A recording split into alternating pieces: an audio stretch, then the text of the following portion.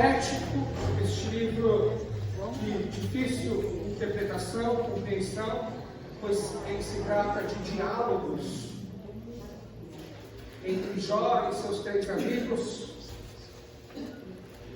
Porém, já passamos da metade daquilo que foi colocado no meu coração.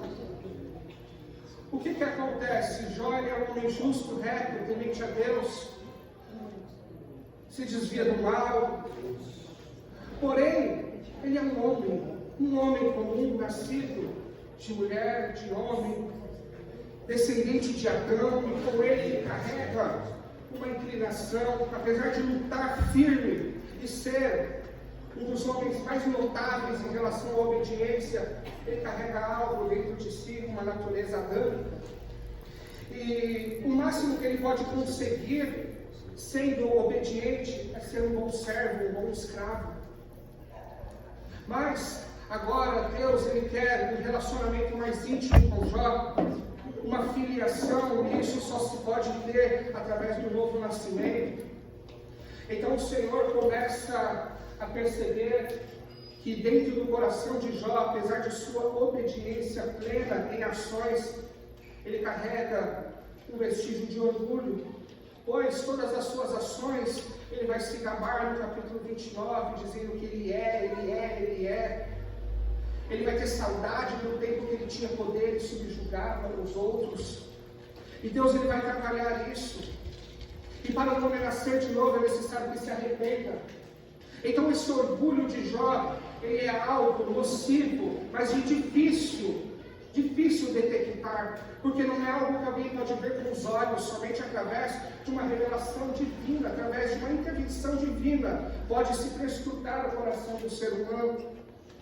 Então Jó, ele está sendo peneirado, ele está sendo totalmente destruído, ele perde todas as coisas, ele perde filhos, ele perde bens, ele perde servos, ele perde tudo, e agora o seu coração está amolecendo. Aos poucos Deus está amolecendo o coração deste homem orgulhoso. E agora os seus amigos têm a incumbência de conduzir Jó ao arrependimento, mas eles falham. O primeiro que falhou foi Elifaz, pois ele vai acusar Jó de pecados. A base para as suas acusações é suas experiências místicas que ele teve, na qual ele supõe ter sonhado e Deus ter falado com ele através de visões, o qual foi dito por Deus que foram coisas mentirosas faladas a respeito de Deus. Ele também vai basear-se na sua experiência própria de sabedoria, pois ele vinha de Temã, uma terra de sábios.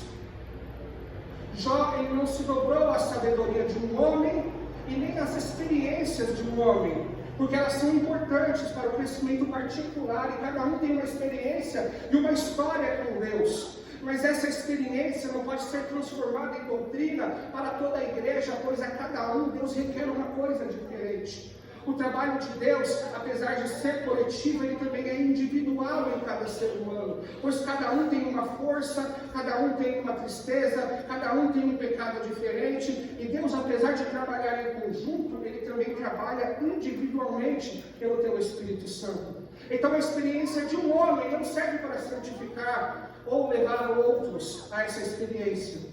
Então ele rejeita os conselhos de Elifaz.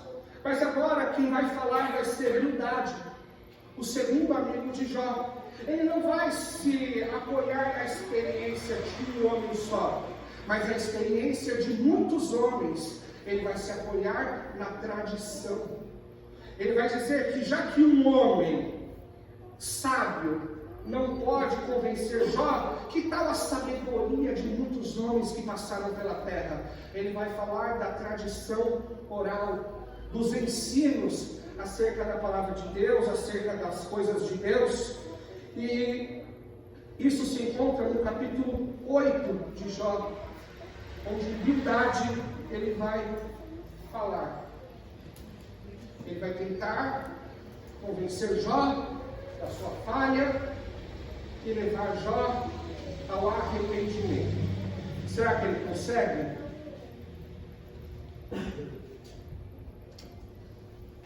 Bildade é chamado de o suíta.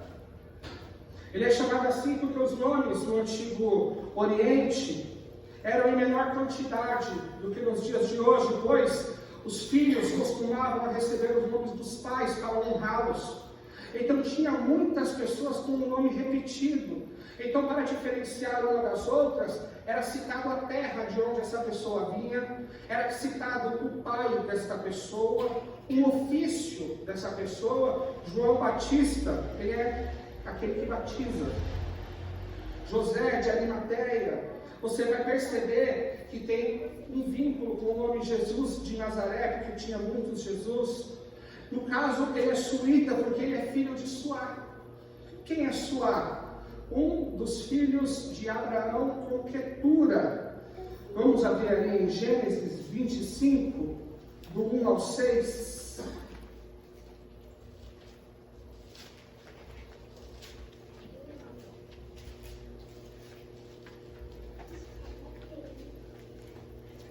Gênesis 25, do 1 ao 6. Abraão tomou outra mulher, e o seu nome era Quetura. E deu-lhe à luz a Zinrã, Joksã, Medã, Midian, Gisbaque e Suá. E Joksã gerou a Seba e Dedã, e os filhos de Dedã foram Assurim, Letuzim e Leumim. E os filhos de Midian foram Efá, Efer, Enoque, Abida, Elda. Estes todos foram filhos de Quetura. Porém, Abraão deu tudo o que tinha para Isaque. Mas aos filhos das concubinas que Abraão tinha, Abraão deu presentes, e vivendo ele ainda, despediu-os do seu filho Isaque, enviando-os para o Oriente, para a terra oriental. O Antigo Oriente, onde se encontra também tem os descendentes de Abraão com Quetura. Um deles é Bildade, o suíta, descendente de Suá. Esse Bildade, ele primeiramente vai reafirmar a justiça de Deus como retribuição direta do bem ou do mal. E essa maneira dele trazer a justiça, que Deus traz a justiça, é uma maneira direta. E para a Bildade, Deus, ele sempre faz essa justiça dessa maneira, na maneira de retribuição. Assim como ele faz. Porém, os argumentos para convencer Jó, este homem, ele começa primeiro criticando Jó. Olha só, Jó capítulo 8, versículo 4.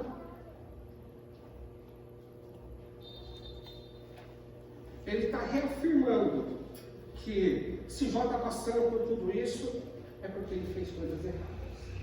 Porque Deus não falha na retribuição. Se está retribuindo com o mal, é porque foi semeado o mal. E agora ele vai agravar o exemplo de justiça, de retribuição que Bildade vai dar para Jó, é logo aos seus filhos. Ele vai falar, seus filhos, Jó 8,4. Se teus filhos pecaram, contra ele também ele lançou mão de sua transgressão. Vamos no versículo 11 ao 13.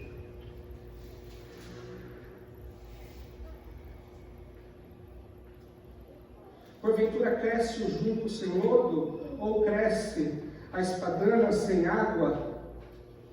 Estando ainda no seu verdor, ainda que não cortada, todavia, antes de qualquer outra erva, se seca. Assim são as veredas de todos quantos se esquecem de Deus, e a esperança do hipócrita perecerá. Ou seja, os filhos de Jó foram colhidos ainda verde. E ele está dizendo que morreram porque abandonaram a Deus e porque pecaram contra o Senhor. E Jó só está vivo, segundo os seus argumentos do capítulo 8, porque o pecado dele é menor. E talvez se ele se arrependesse, voltasse o coração para Deus, Deus poderia renová-lo em justiça. Então Deus retribuiu de maneira pesada contra os filhos de Jó e matou todos eles. E quanto a Jó, Deus fez tudo isso porque Jó não foi tão iníquo assim. Mas ainda dá tempo de se ele se arrepender, senão ele terá o mesmo fim que seus filhos. Pesado. Jó acordava todos os dias de madrugada, sacrificava pelos filhos. Jó, ele ensinava aos seus filhos como eles devem proceder diante de Deus. Ele era um sacerdote exemplar dentro da sua casa. E agora, depois de seus filhos morrerem, Bildade vai dizer: morreram cedo porque são transgressores e iníquos. Falar do filho, aí pega. E os argumentos para que Jó receba essas palavras, qual é a base? A justiça de Deus. Deus não falha. Se seu filho morreu é porque é pecador. Não interessa quem é seu filho. Porque se você disser que não, quer dizer que você está dizendo que Deus é injusto. Mas observe que com essa medida dura a qual Jó julgava, a qual Bildade julga Jó, ele também está engrandecendo a si mesmo. Porque se nada está acontecendo com ele, com Zofar, e como ele faz, é porque eles são justos. Se Deus age com retribuição, e Jó está passando por essas coisas, além dele pegar esse argumento de retribuição direta e julgar Jó como pecador, automaticamente eles próprios se julgam como homens limpos e sem pecados. Se Deus retribui o pecador, matou os filhos de Jó, fez tudo isso com Jó, por que ele próprio, Bildade, está de pé? Na cabeça dele, porque ele é justo. Ou seja, as acusações que eles fazem contra Jó, de se dizer mais justo, eles mesmos praticam quando eles acusam Jó. Através da sua própria teologia, eles mesmos se intitulam orgulhosos e homens retos que não têm pecado. Vamos aos argumentos dele para convencer Jó? Jó, capítulo 8.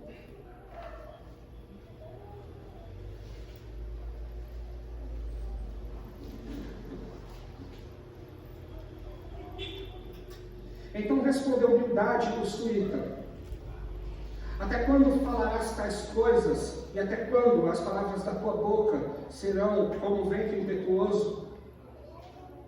Perverteria Deus o direito, ou perverteria o Todo-Poderoso a justiça? Mas, se teus filhos pecaram contra ele, também ele os lançou no poder da sua transgressão. Mas, se tu buscares a Deus e ao Todo-Poderoso, pedires misericórdia, se fores puro e reto, ele sem demora despertará em teu favor e restaurará a justiça da tua morada. O teu primeiro estado, na verdade, terá sido pequeno, mas o último crescerá sobremaneira. Pois eu te peço, pergunta agora às gerações passadas e atenta para a experiência de teus pais, porque nós somos de ontem, nada sabemos, porquanto os nossos dias na terra são como sombra. Porventura, não te ensinarão os pais, não haverão de falar-te e do próprio entendimento não proferirão estas palavras? Pode o papiro crescer sem lodo, ou vista o junco sem água? Estão ainda na sua verdura e ainda não colhidos, todavia antes de qualquer outra erva se secam. São assim as veredas de todos quantos se esquecem de Deus, e a esperança do ímpio perecerá. A sua firmeza será frustrada, a sua confiança é teia de aranha. Encostar-se-á a sua casa, e ela não se manterá, agarrar-se-á a ela, e ela não ficará de pé. Ele é viçoso perante o sol, e os seus renovos irrompem no seu jardim. As suas raízes se entrelaçam num montão de pedras e penetram até as muralhas. Mas, se Deus o arranca do seu lugar, então este o negará, dizendo: nunca te vi. Eis em que deu a sua vida, e do pó brotarão outros. Eis que Deus não rejeita o íntegro, e nem toma pela mão malfeitores. Ele te encherá a boca de riso, e os teus lábios de júbilo. Teus aborrecedores se vestirão de ignomínia, e a tenda dos perversos não subsistirá. Discurso de Bildade. Bildade, ele vai dizer assim: olha, o homem é como sombra. O sol se move e a sombra desaparece. O homem depois vai ser comparado por Jó mesmo como um navio veloz que atravessa rapidamente o rio da vida, como mensageiros velozes e como águia que avança sobre a sua presa, ou seja, uma vida rápida. A humildade vai chegar à conclusão: se a nossa vida é tão rápida, não dá tempo de compreender coisas tão grandes como essa. Se a nossa vida é veloz e rápida, e rapidamente somos recolhidos, não se pode conhecer muitas coisas devido à brevidade da vida. Então eu vou recorrer, talvez o acúmulo de vidas, os ensinos de avó para pai, de pai para filho, dos antepassados, juntando as somas de todas essas vidas, podem trazer luz e entendimento a todas as coisas. Porque somando as vidas, temos muito mais tempo para aprender com Deus. Então, humildade, ele vai dizer o quê? A base do conhecimento humano. E a base para que você receba essas palavras, se arrependa, talvez o Senhor tenha misericórdia. E o seu estado pode ter começado pequeno, mas o Senhor te engrandecerá no futuro. Ele está tentando levar Jó ao arrependimento, trazendo por base o conhecimento, a tradição. Um homem sábio não pôde convencer a Jó, mas quem sabe a sabedoria de todos os antepassados da Bíblia. Será que a soma do conhecimento e da experiência de todos esses com Deus pode revelar para Jó a verdade? Pode convencer Jó, através dessa sabedoria, a se arrepender de verdade? Pode identificar o pecado de Jó, toda essa sabedoria ancestral? Jó, ele vai responder, mas ele não vai responder diretamente no capítulo 9, todas essas coisas. Capítulo 9 e 10, Jó, ele vai fazer um outro lamento. Como no capítulo 4, no capítulo 10 do livro de Jó, ele vai amaldiçoar a sua vida, ele vai falar que não deveria ter nascido, ele vai chorar, ele vai falar acerca do seu sofrimento. No capítulo 9, ele vai engrandecer a soberania de Deus e vai responder para a verdade. Quem não sabe dessas coisas?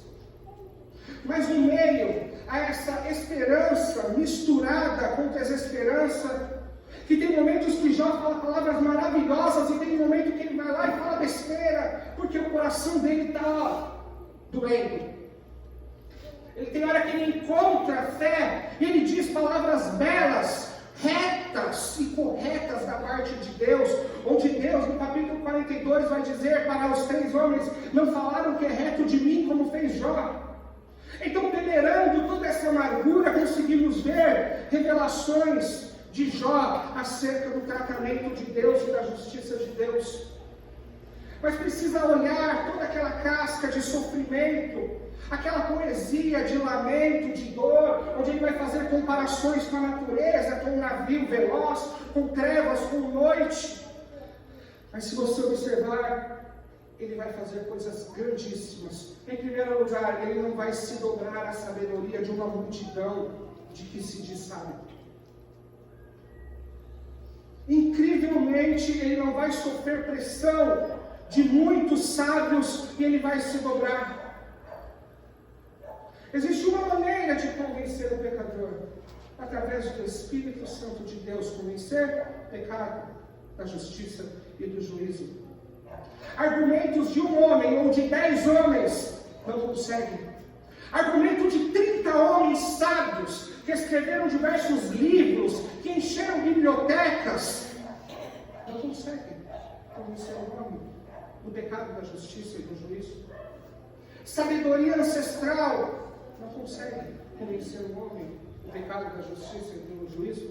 Pode trazer palavras belas, boas filosofias, boas frases de efeito para postar no Facebook, mas não consegue converter um coração genuinamente e fazer alguém olhar para o seu próprio pecado, se arrepender e ser transformado. Não consegue.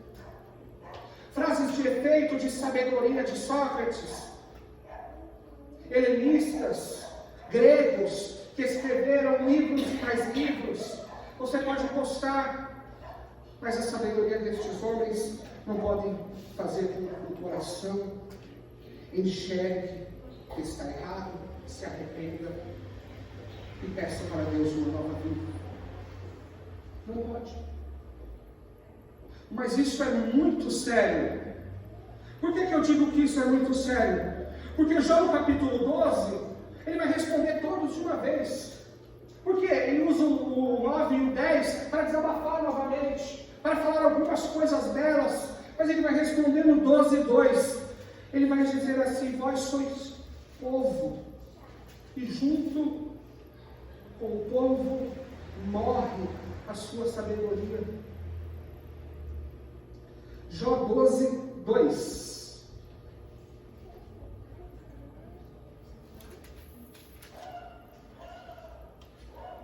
Pode ser sábio, pode ser admirado, pode escrever livro, pode escrever biblioteca, não passa de homens. Na verdade, vós sois povo, e convosco morrerá a sua sabedoria. Ele não se dobra a sabedoria de 1 e nem a de 10. Ele entende que quem pode ter a resposta para ele é Deus, e aqueles que Deus usa. Ele não sentiu que era de Deus. Ele não sentiu que veio do alto. As palavras belas de humildade não conseguiram convencê-lo, e nem a pressão psicológica dizendo assim: olha, uma grande multidão de sábios disse isso, por que só você vai dizer o contrário?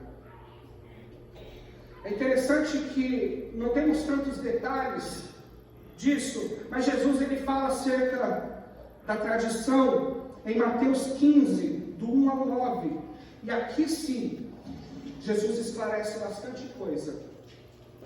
Mateus 15, vamos ler do 1 ao 9, porque é importante entender isso aqui.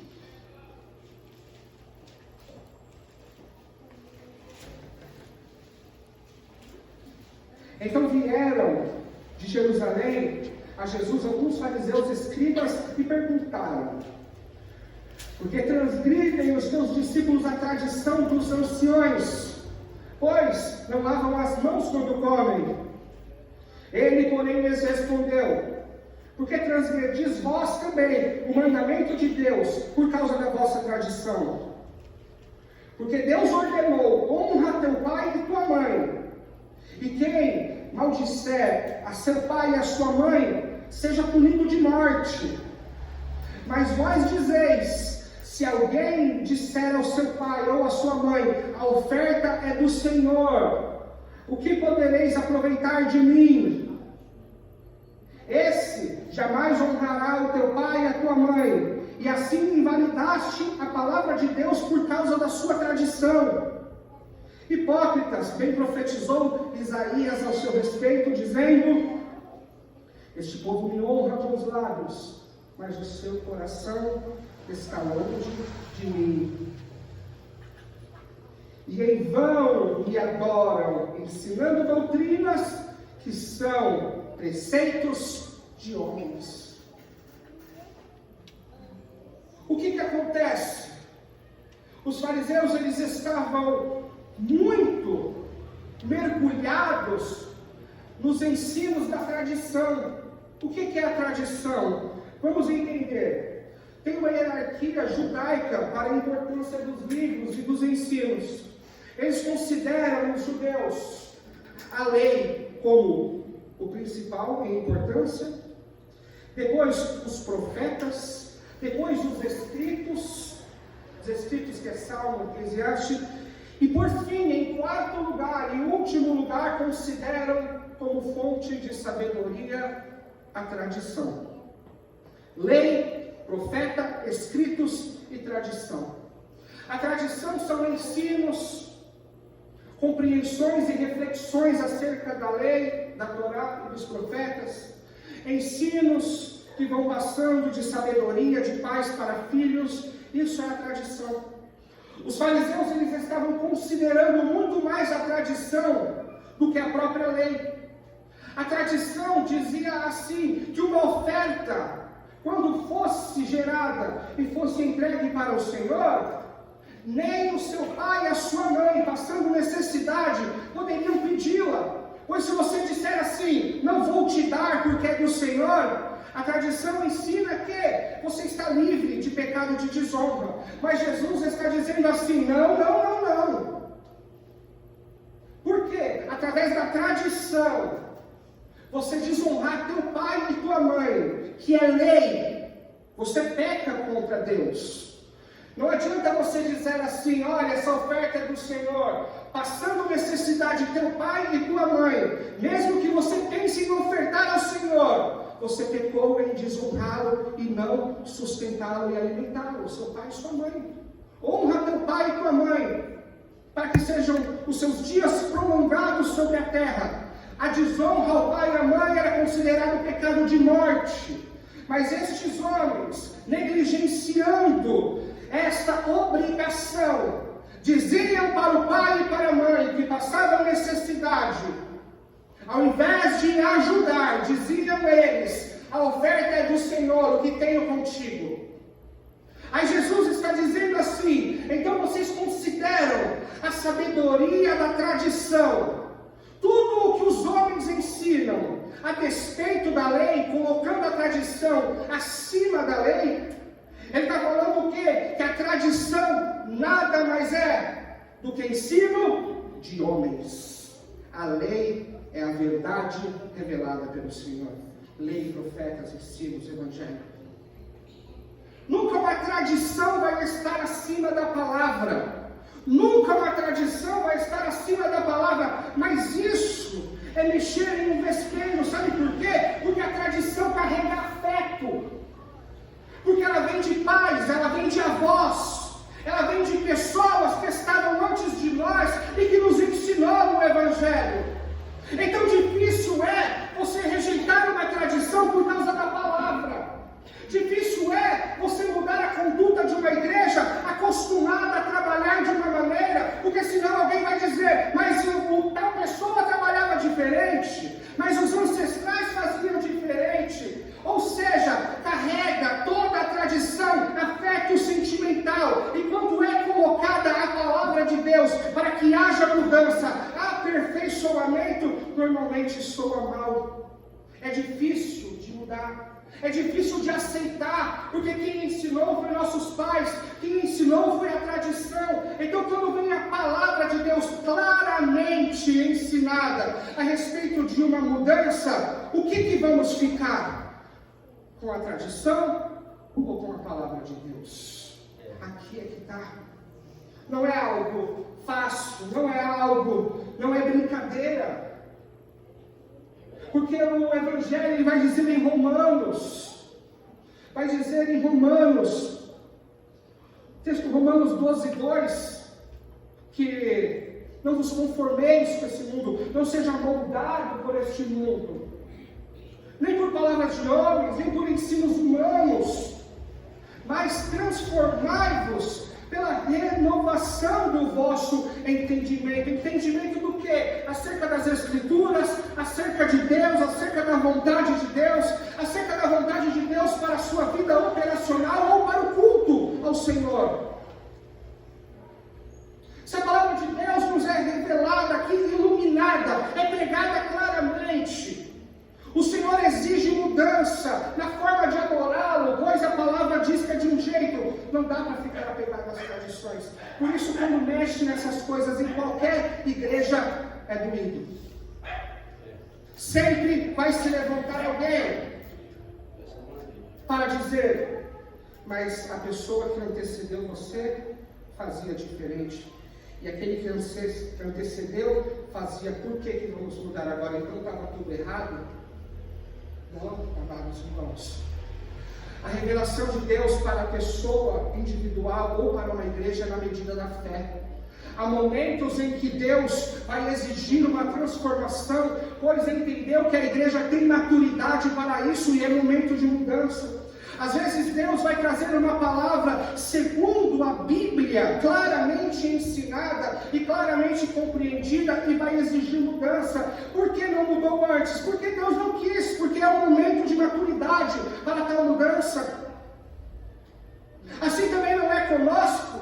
Ele poderia ter me ensinado muitas coisas quando eu era jovem e recém-convertido, mas tem coisa que eu estou aprendendo agora, porque ele viu a estrutura e compreensão, que eu pudesse assimilar de uma maneira melhor e compreender a sua vontade. Ele poderia jogar todo o conhecimento e experiência logo quando eu aceitei Jesus. Não, ele está me ensinando hoje, porque ele viu fé, e é na medida da fé que ele vai exigindo transformação e mudança. Então estamos aqui diante de um homem que está dizendo para Jó, só você está certo? Estava todo mundo errado? O pai que te ensinou então estava errado? Jó está sob pressão, está na parede. Está na parede. Vai falar que o pai que ensinou ele se equivocou em tal coisa? Ou que ele não vai aceitar os conselhos dos pais? Difícil. Difícil.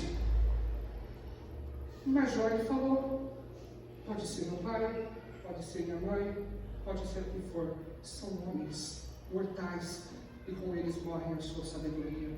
A sabedoria de Deus e a palavra de Deus é que subsiste.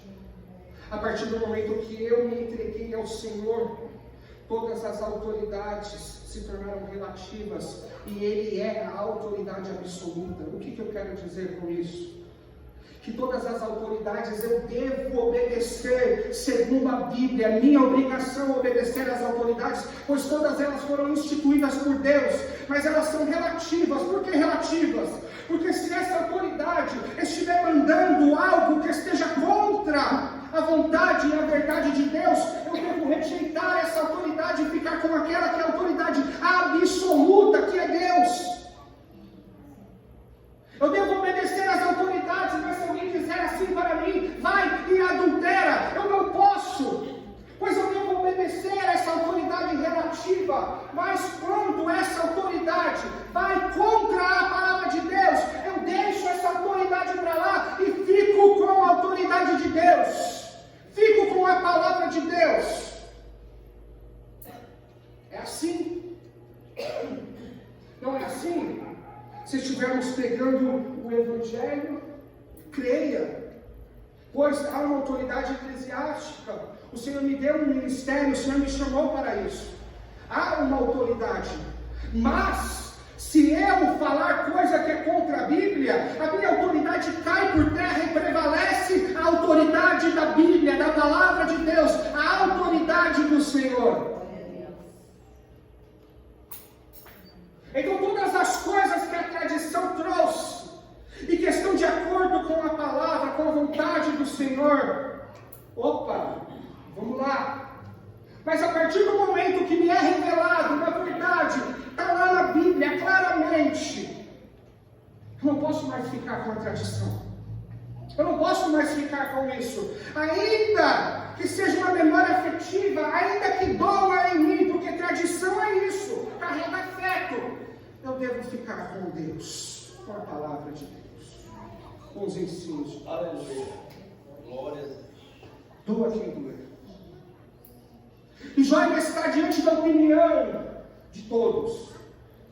E muitas das vezes você vai se deparar com a opinião de muitos sábios, especialistas em pedagogia, especialista em meio ambiente, especialista no corpo humano. E você vai ter que dizer: não está certo. Ainda que 10 especialistas se levantem, eu fico com a palavra de Deus. Deus fez o homem, Deus fez a mulher. Povoai a terra, multiplicai-vos. Ainda que especialistas se levantem aos montes, ainda que sábios se levantem cheios de argumentos com humildade, ainda que me digam: só você é contra o aborto. Não, eu estou debaixo da autoridade da palavra de Deus. Se Deus é contra, e claramente me disse isso, eu vou ser contra. Eu fico com Deus. Sozinho eu fico com Deus. E muitas das vezes você vai ter que ficar só com Deus. Na sua faculdade, você acha que a maioria é o quê? Humildade. Vai trazer um argumento para você e a pressão de especialistas.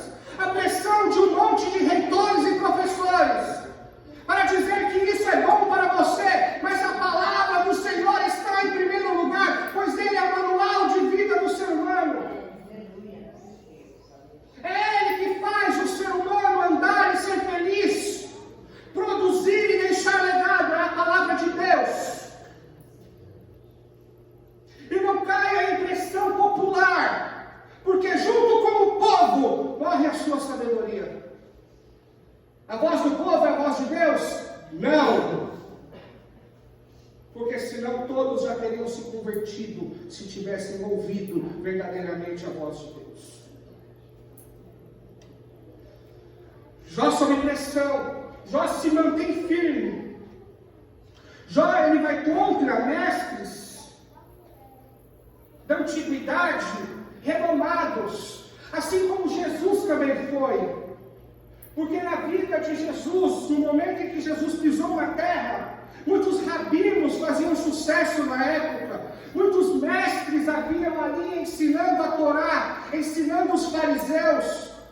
Paulo, ele aprende com um mestre chamado Gamaliel, filho de Riel, um homem extremamente famoso. E quando se citava alguma coisa, perguntavam: com que autoridade você diz essas palavras? Ou seja, quem te deu a autorização? Quem é o seu mestre? Debaixo de qual ideia você está? Aí a pessoa cita: é Gamaliel. Então essa palavra ganha peso. Na época era assim. Você vinha com uma ideia, te perguntavam: quem é a autoridade que disse isso? Aí você vai falar um mestre, a qual você aprendeu, a qual você estudou. Então vão lá e aceitam por causa do nome deste mestre. Perguntaram para Jesus com que autoridade ele faz essas coisas que ele faz. Quem é o mestre? Quem o ensinou a falar essas coisas novas que eles procuram na tradição e não encontram ninguém que fala dessa maneira? Ninguém que fala os ensinos assim, fáceis de se entender, mas profundos, a ponto de não ter fim. Aí Jesus diz assim: olha, eu respondo a pergunta se vocês me responderem uma outra pergunta. Olha o que está escrito em Marcos 11. Vamos ler o 28 até o 30.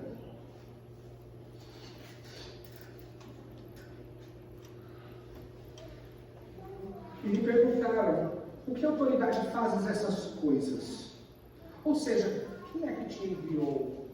Quem é o mestre que está por trás de você? Ou quem te deu tal autoridade para fazeres?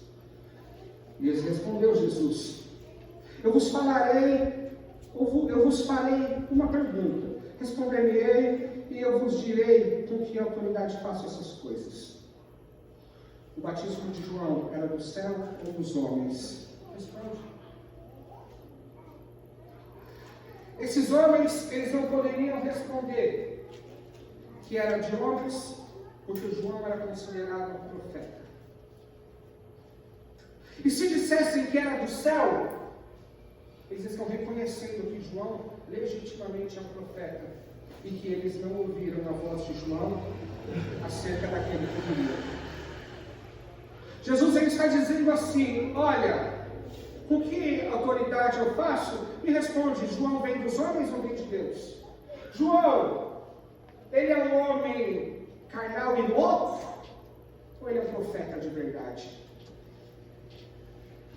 Se ele é um profeta de verdade, quer dizer que a autoridade dele vem de Deus. Jesus ele está implicitamente respondendo, dizendo o quê? Que nenhum homem o ensinou, que nenhum homem o enviou, mas quem enviou ele foi Deus. E a autoridade dos ensinos e dos feitos que ele faz é Deus. Não há um mestre a qual ele possa citar, pois nenhum mestre conseguiu ensiná-lo tamanha sabedoria. Foi Deus quem o enviou.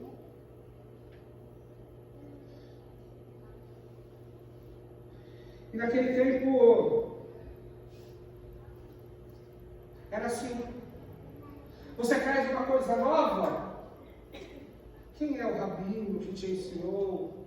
Se você falasse a alguém que não é afamado, não dava a mínima importância. Eles querem autoridade, eles querem pessoas famosas, pessoas de peso.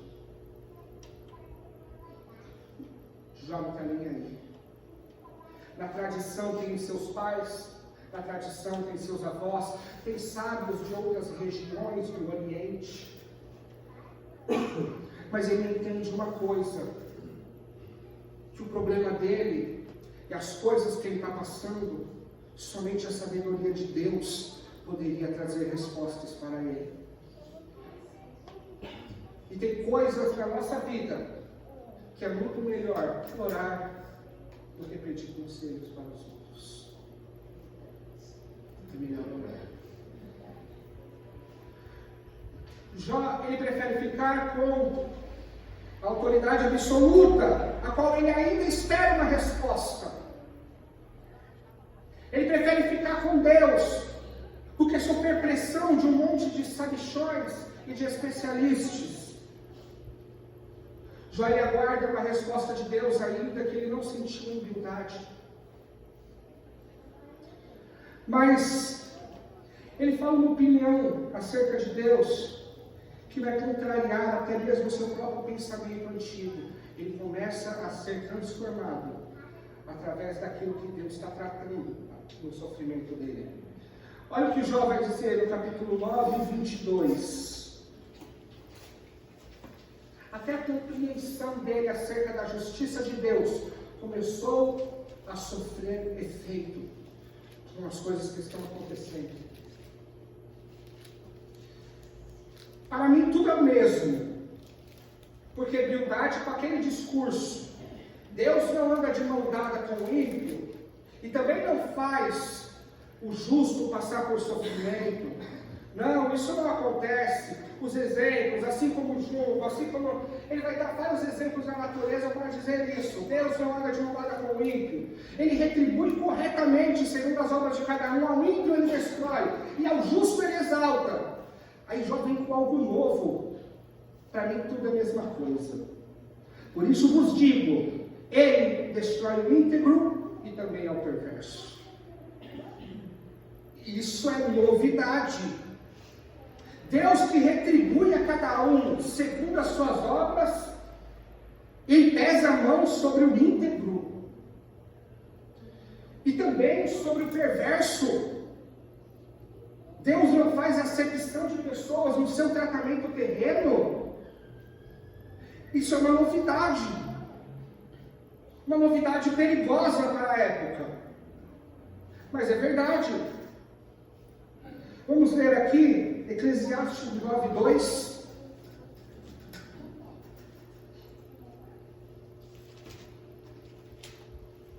Tudo sucede igualmente a todos. O mesmo sucede ao justo e ao perverso, ao bom e ao puro e ao impuro. Tanto o que sacrifica como o que não sacrifica, ao bom como ao pecador, ao que jura como ao que teme o juramento. Olha também Mateus 5:45. Jesus dando graças a Deus. Jesus agradecendo ao Pai.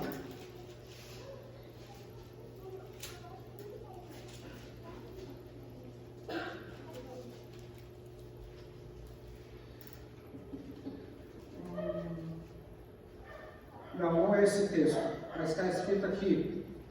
Porque Ele faz com que o sol brilhe sobre maus e bons. E Ele dá chuva, tanto para os que fazem o bem, quanto para os que fazem o mal. Estamos diante de um Deus. Isso, olha aí. Isso, Mateus 5:45. Porque Ele faz nascer o sol sobre maus e bons, e vir chuva sobre justos e injustos. Se acontecer uma enchente, a água entra na casa do ímpio, e ela não desvia da casa do justo, ela entra lá também.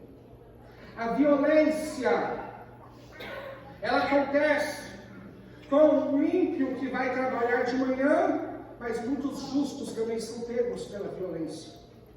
A doença bate na porta do ímpio, e a gente vai lá e diz, olha, é Deus tratando. E quando bate na porta do justo, o que é? Jó conseguiu entender uma coisa, que aqui na vida terrena, Deus ele vai fazer um tratamento igual para todos os homens, pois, quando for julgá-lo, ninguém poderá acusá-lo de dar vantagem para uns e desvantagem para outros.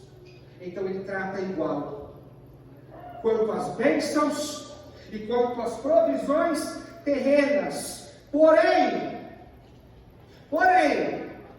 quanto às provisões eternas e celestiais, quanto aos frutos permanentes, quanto à transformação, santificação e salvação, aí sim, quanto às coisas espirituais, Ele vai fazer para aqueles a qual Ele elegeu antes da fundação do mundo, para o seu povo, para os escolhidos, para aqueles que aceitaram a Jesus como Salvador de sua alma e de sua vida.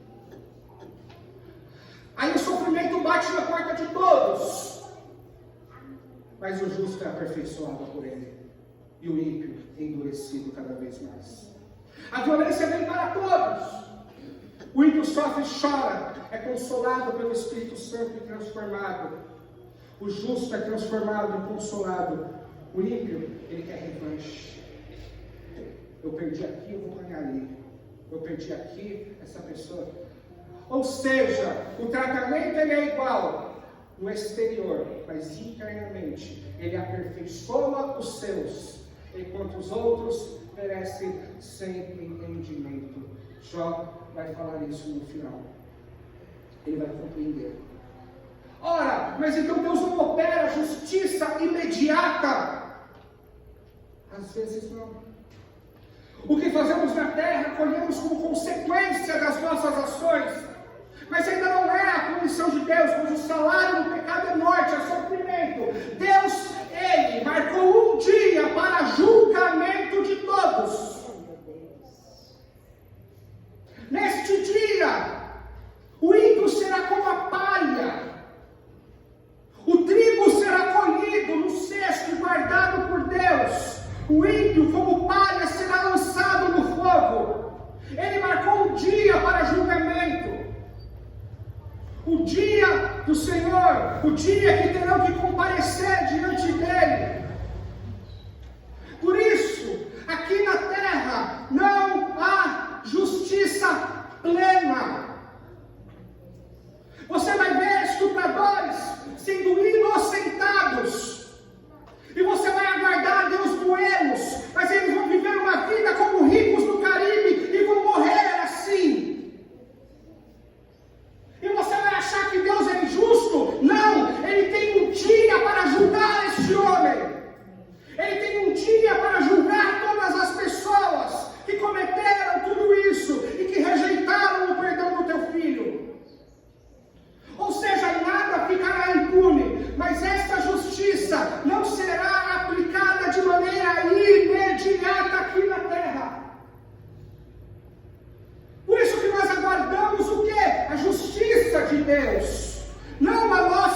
justiça.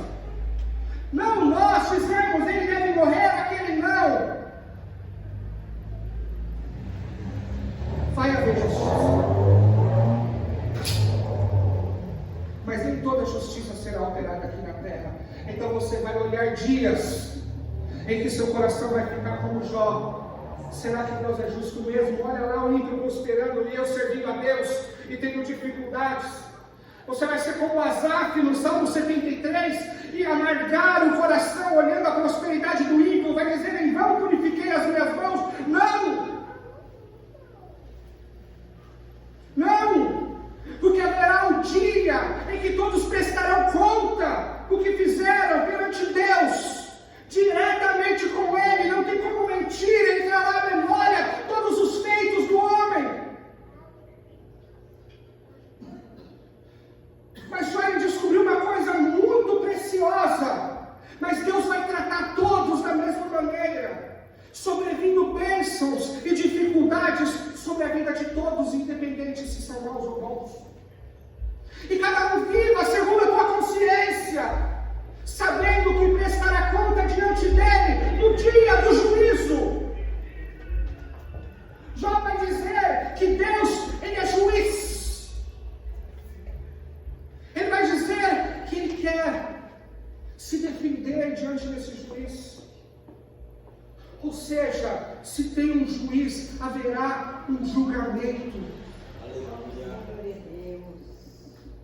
E a vida não é justa. A vida não vai retribuir os maus rapidamente e nem as suas bondades. Talvez todo o bem que você fez na terra e não reconhecido e tratado com indiferença, talvez você venha colher somente no céu.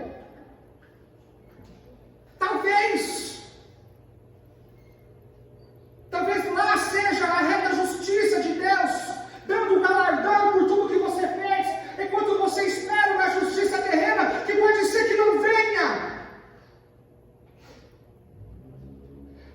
Ou você aguarda somente o Senhor nesta terra, se sim, a Bíblia diz que você é o mais miserável de todos.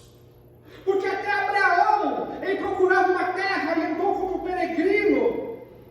Mas uma terra a qual Deus, ele é o fundador, a qual Deus lançou alicerces. Ele está falando, não é aqui. Não é aqui que tem justiça. Não é aqui que tem galardão. Não é aqui que tem consolo total e pleno do Espírito Santo. Não é aqui que as lágrimas serão enxugadas do seu rosto. É lá na eternidade. E se você não insistir em fazer o bem, faça o bem sem nele e não descanse a sua mão. Continue a fazer, porque pode ser que ninguém reconheça, mas haverá um juiz. Haverá alguém cujos olhos são como chamas de fogo, que olha a intenção do teu coração, que talvez o pouco que você fez era tudo que você tinha na mão.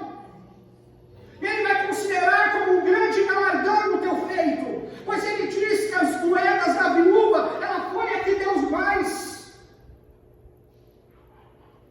Ele vai olhar a sua força, e talvez pequena era tudo que você pode fazer naquele momento no seu próximo. E ele fará justiça.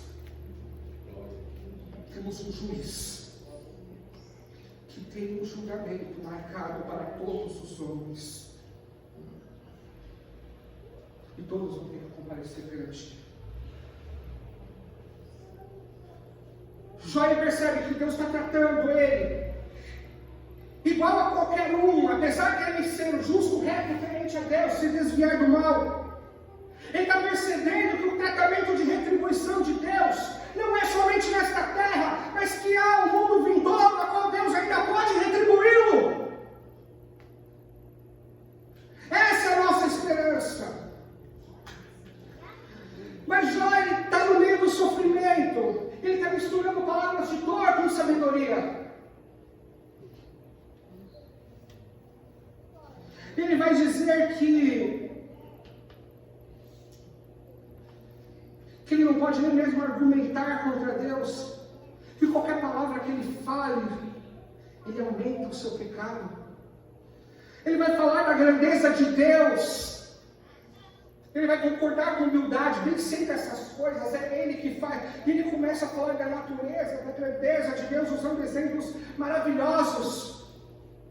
E depois ele também vai falar da brevidade da vida, é como um navio veloz, é como um carteiro que corre, é como uma águia que salta sobre a presa, passa rápido a vida do homem. Esse contraste, Jó vai chegar à conclusão que Deus é inacessível, que ele está tão distante de Deus, no que se refere à grandeza, a poder, a sabedoria, a todos os atributos de Deus. Ele está tão distante que ele não consegue nem argumentar, nem alcançá-lo. Se Deus não faz reunião para tomar suas decisões, por que eu vou falar? Eu só aumento minha rebelião se eu abrir a minha boca. Vamos ler um pouquinho, Jó 9, do 13 ao 24.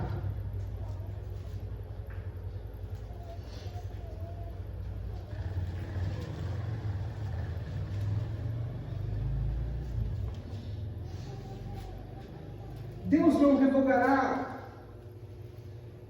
a sua própria ira. Debaixo dele se curvam os auxiliadores do Egito. Como então lhe poderei eu responder ou escolher as minhas palavras para argumentar com ele? A ele ainda que eu fosse justo, eu não lhe responderia antes. Ao meu juiz eu pediria misericórdia. Ainda que eu o chamasse e ele me respondesse, nem por isso creria eu que desse ouvidos à minha voz. Porque ele me esmaga com a tua tempestade e multiplica as minhas chagas sem causa. Não me permite respirar, antes ele me farta de amarguras. Se trata da força do poderoso, ele dirá, eis-me aqui. Se de justiça, quem é que me citará? Ainda que eu seja justo, a minha boca me condenará. Embora eu seja íntegro, ele me terá por culpado. Eu sou íntegro, eu não levo em conta a minha alma, não faço caso da minha vida. Para mim, tudo é o mesmo, por isso eu digo, tanto me destrói o íntegro como o perverso. Se qualquer flagelo mata subitamente, então se virá do desespero do inocente. E a terra está entregue nas mãos dos perversos, e Deus ainda cobre o rosto dos juízes dela. Se não é ele o causador disso, quem é logo? Jó, ele está com uma mistura de amargura. Ele está falando, Deus me esmaga, e se for falar de poder, ele diz, eis-me aqui. E se for falar de justiça, quem é que vai me citar? Meus atributos não se comparam ao dele, ele é e eu não sou. Ele pode me esmagar, ele pode fazer o que quiser, e ninguém vai contestá-lo, ninguém falará nada, eu sou um verme. Ainda que ele me ouça e me responda, eu não consigo nem acreditar que ele me ouviu, tamanha é a sua grandeza, como se importará com um pequenino homem? Ele está relatando o quê? A distância dos atributos, de quem Deus é e de quem ele é. Aí ele vai falar algo extraordinário. Jó 9, do 32 ao 35.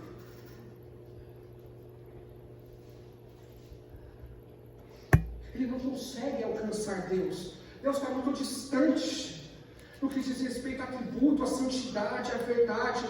Aí ele vai pedir o quê?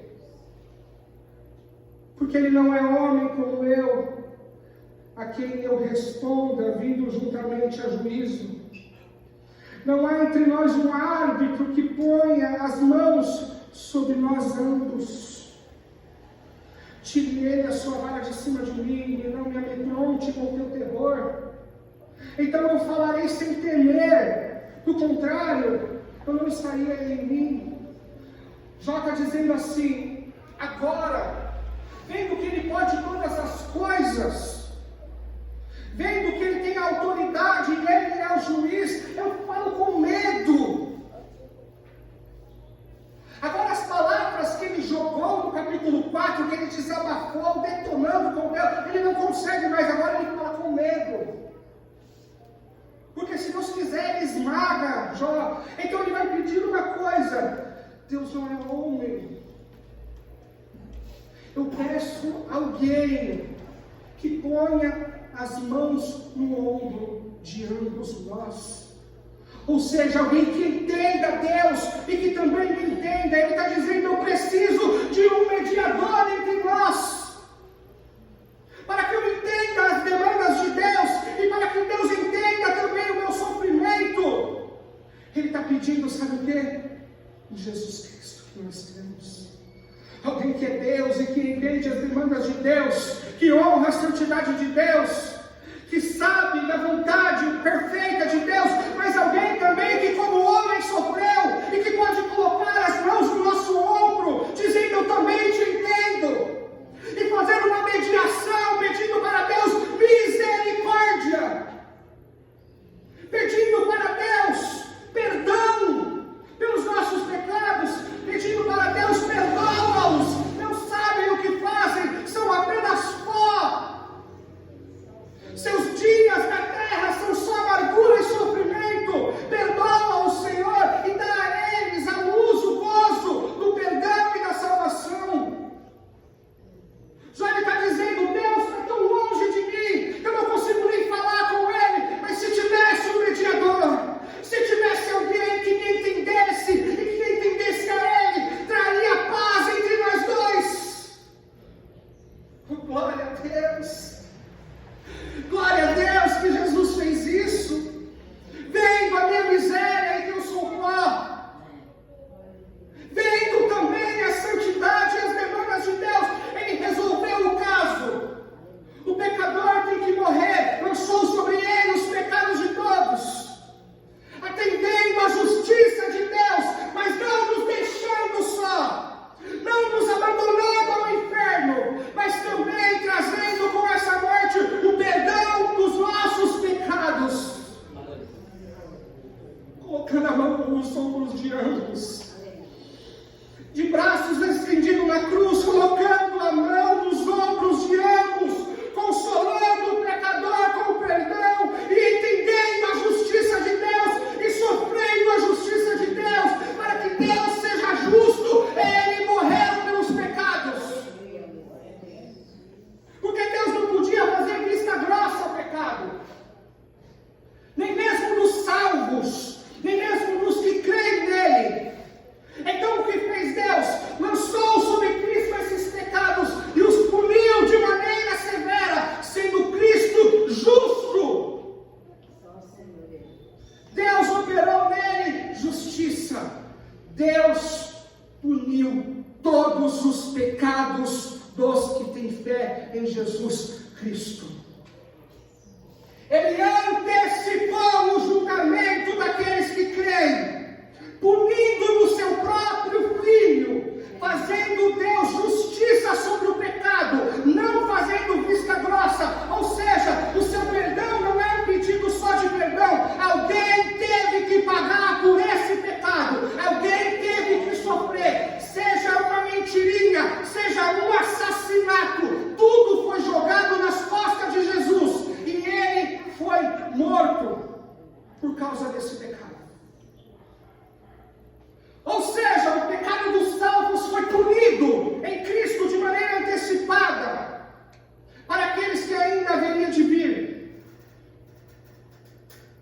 E os pecados daqueles que não creem ainda estão com eles e terão que prestar conta diante de Deus no dia do juízo. E quanto a mim, eu já fui julgado em Cristo e punido nele. Os meus pecados já foram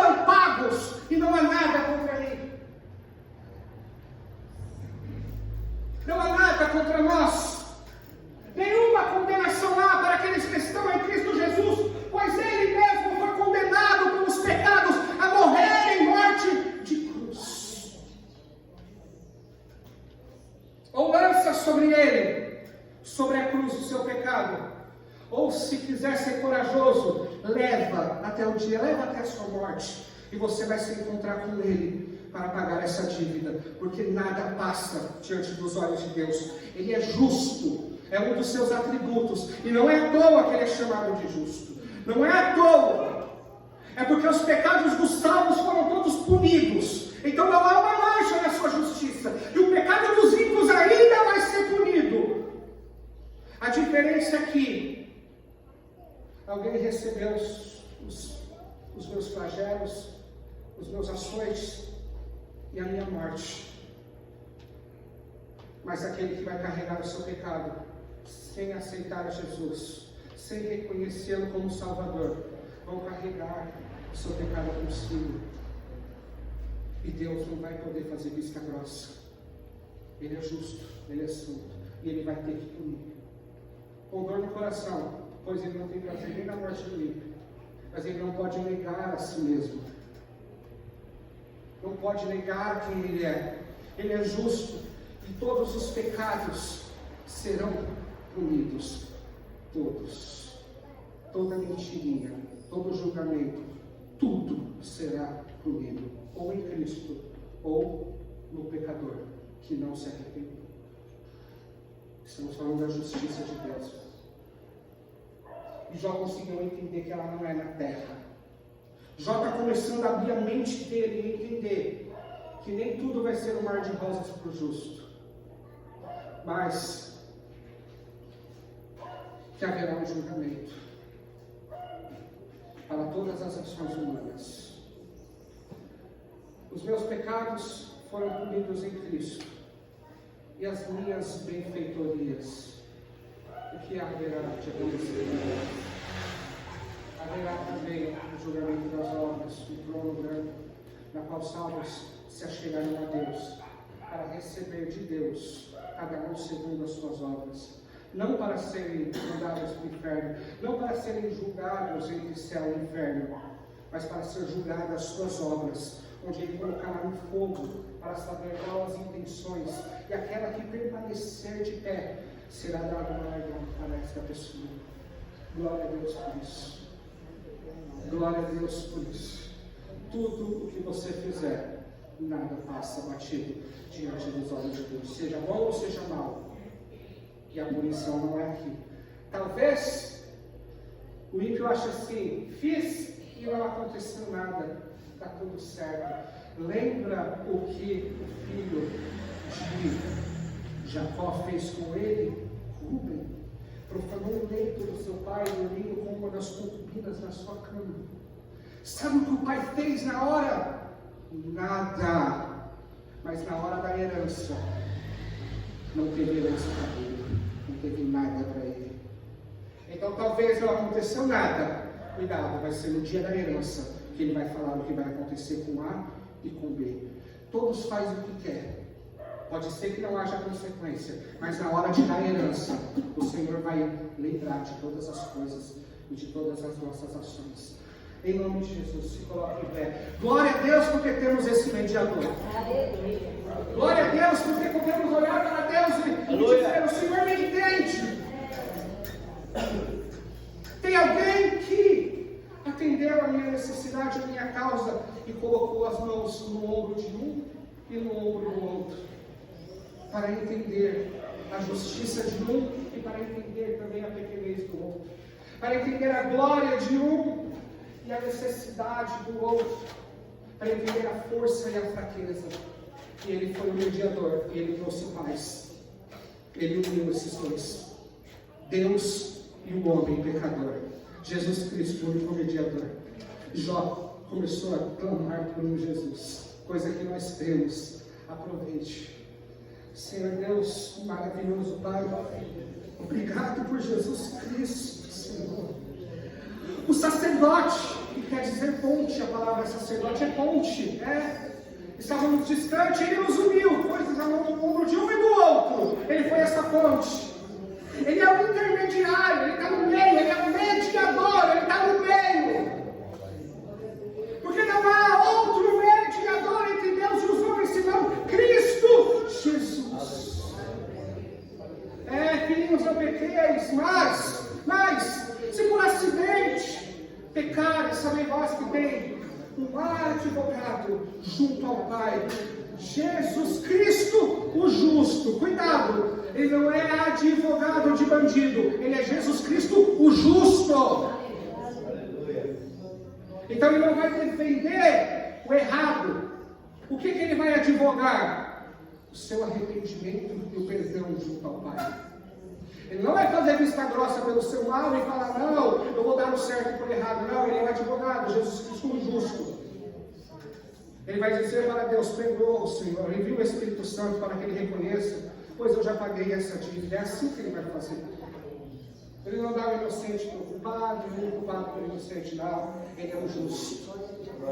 A justiça de Deus é maravilhosa. Se não aqui, lá no céu, irmãos. Se não aqui, lá no céu. Tem galardão para vocês. Se não aqui, lá no céu. Espera em Deus. Pois aquele que está com a sua coroa te entregará naquele dia. Que Deus abençoe a todos, em nome de Jesus. Próximo dia vamos falar de Zofar. A sua filosofia, a regra, a lei, ele é um legalista.